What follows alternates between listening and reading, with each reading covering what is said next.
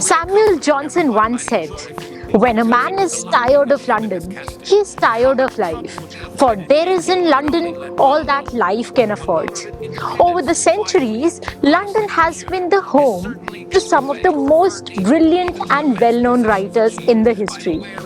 It is a wonderful experience to walk down the streets of London and remember how London has been the inspiration behind countless poems. So here I am with this brand new episode of my vlog series where I am going to help you experience literature in a completely unique and personal way. While in London, what can be more heart-touching than passing by houses of famous writers or ordering a drink in a pub where a literary genius must have penned down their classic work? Or perhaps paying a peaceful homage to the final resting place of world's greatest writers and authors. Oh yes, you got that right. Today, I am going to take you to one such literary landmark, a place that has not just been used as the wedding venue for royal weddings, but is also a coronation location and a burial site for 3,300 prominent British officials like Prime Minister, monarch, statesmen, scientists, and of course British authors. And it is none other than the Westminster Abbey, designated as a UNESCO World Heritage Site.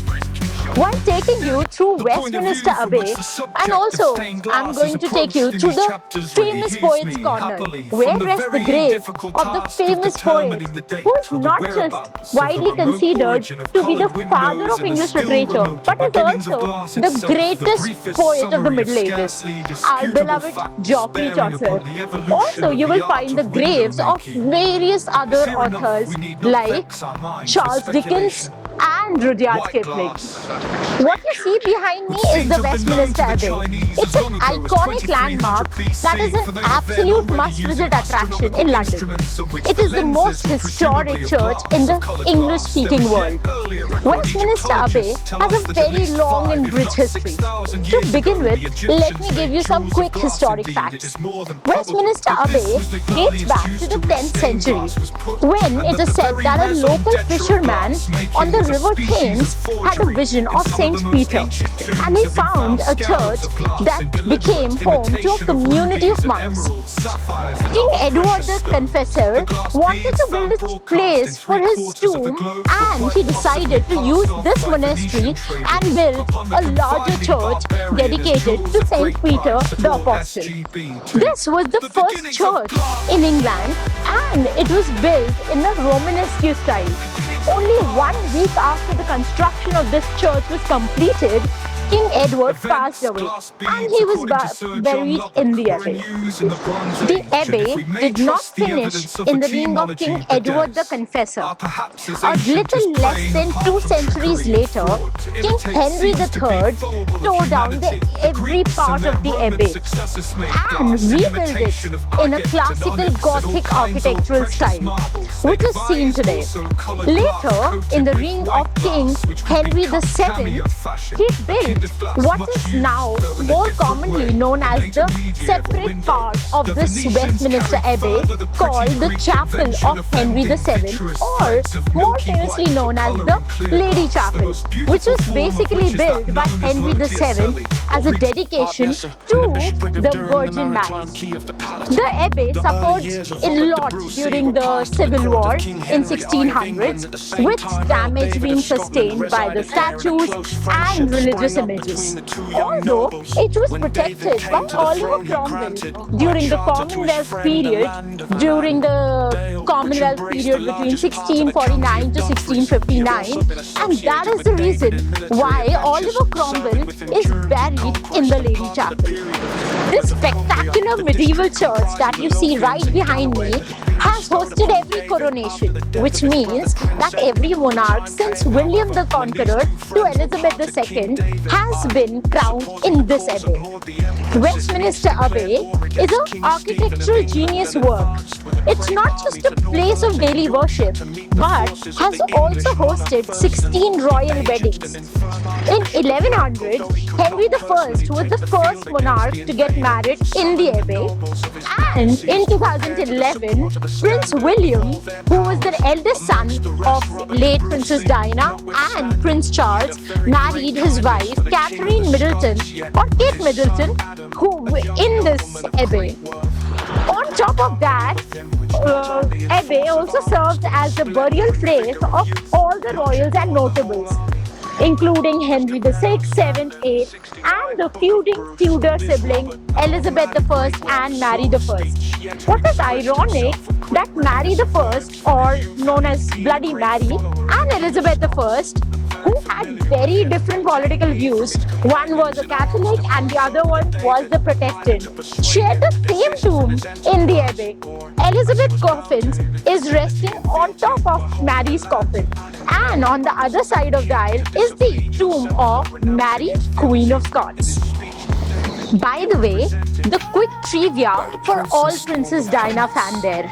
After the tragic car accident that took away Princess Diana's life in 1997, her funeral was held at the Westminster Abbey. As you enter the Abbey, the first thing that you will notice is a burial space of an unknown warrior. It is said that an unknown soldier's body from World War I was brought to UK and he was buried here, symbolizing his love for the country. This grave of the unknown warrior has become a place of pilgrimage for so many people who visit Westminster Abbey every day. You'll be surprised to know that this is the first church that was built in the shape of a cross. It is a perfect example of society's greatest architectural genius. The interior height to which the Abbey owes much of its stately appearance is 101 feet. Can you believe that the staircase that leads us from the ground floor to the first floor of the Abbey has 108 steps? As you walk into the Abbey, you will also see rose windows filled with stained glasses, pointed arches, and other common features of the Gothic architecture. The Poet's Corner is one of the Westminster Abbey's most iconic features. It was originally established in the year 1400 as the burial place of Geoffrey Chaucer, but later it was expanded to include other famous English authors. Today, there are more than 100 writers and poets who happen to commemorate in this burial place. The first poet to be buried in this place was Geoffrey Chaucer, but this wasn't because of his famous writings. It was actually because he was a clerk of Kingsworth. Nearly 200 years later, in 1599, Edmund Spenser, who wrote Faerie Queene for Elizabeth I, one of the longest poems of English language, asked to be buried near Chaucer. A tradition was then born, and over the years, this corner of the Abbey has become the final resting place for some of the country's most esteemed authors, poets, and playwrights. Notable writers who were laid to rest in the corner include Charles Dickens, Thomas Hardy, and our very own Rudyard Kipling. Meanwhile, there are also memorials of other great literary giants who weren't buried here but has been given their due respect in the Poets' Corner. The list includes William Shakespeare, Bronte sisters, Lewis Carroll, Jane Austen, Shelley, and Keats. You will also find floor stones of famous Victorian authors like J.M. Hopkins, D.H. Lawrence, Lord Macaulay, George Eliot, Dylan Thomas, Robert Browning, and our beloved Alfred Lord Tennyson. Not just the Victorians were glorified, but this place paid due homage to the modern and postmodern writers as well. You will find floor stones of T.S. Eliot, Philip Larkin, and W.H. Auden. By the way, Westminster Abbey is the place where you will find the gravestone of all poet laureates. The tradition was started by Ben Jonson, who was the first official poet laureate and the only person who was buried in an upright position in the Westminster Abbey. You will find gravestones of Ben Jonson in the north aisle of the Westminster Abbey with the famous inscription, "O rare Ben Jonson." Apart from authors and poets, some actors and clergymen are also buried here, along with the very famous musician George Frederick Handel. By the way, talking about the famous British legends, we cannot miss out the ones who have contributed immensely into the world of science. Isaac Newton, Stephen Hawking, and Charles Darwin are some of those names that will catch your attention in the Scientist Corner at the Westminster Abbey. These scientists who were buried here made incredible contribution to our understanding of the world around us. You might wonder why Charles Darwin was buried here.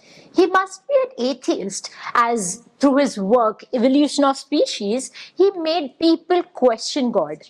But not a lot of people know that he was a firm believer in God. And early in his life, he was getting himself trained to get ordained. But it was his daughter's death that actually led him to question his own faith. Another great person that you will find in the graves is Robert Stephenson.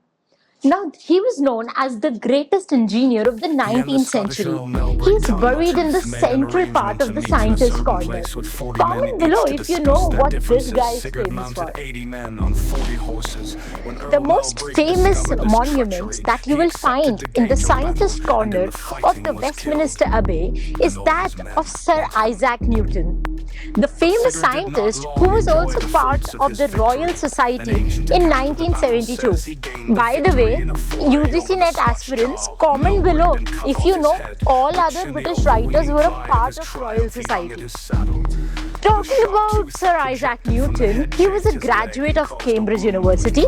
The monument shows Newton resting on 4 of his famous books: Divinity, Chronology, Optics, and Principia Mathematica. There is also a globe over him with a zodiacal sign engraved on it, and an allegory of astronomy sitting on top of it. In the middle of the picture, you will also see a representation of the heliocentric universe, where you have Sun on the left and then all the other planets on the right till Saturn, because उस time पे Saturn के आगे के planets discover ही नहीं हुए थे. People did not know that there were Uranus and Neptune also existing in the solar system. You will also find image of a reflexive telescope that was invented by this genius. There is also a furnace representing his inclination towards alchemy, and a collection of coins that depict that he was the master of the Royal Mint. That means that he was printing money for the country. With that note, we end our tour of the Westminster Abbey, which is indeed a textbook in stone of the British history. And that is the reason why it is a highly popular tourist attraction. If you like this video, then please show your love in the comment section below, and do let me know what did you think about the video. That's it from my side for this video lecture. I'll meet you very soon in the next video lecture. Till the time we meet next, happy learning, keep loving literature, and stay tuned to arpitakarwa.com.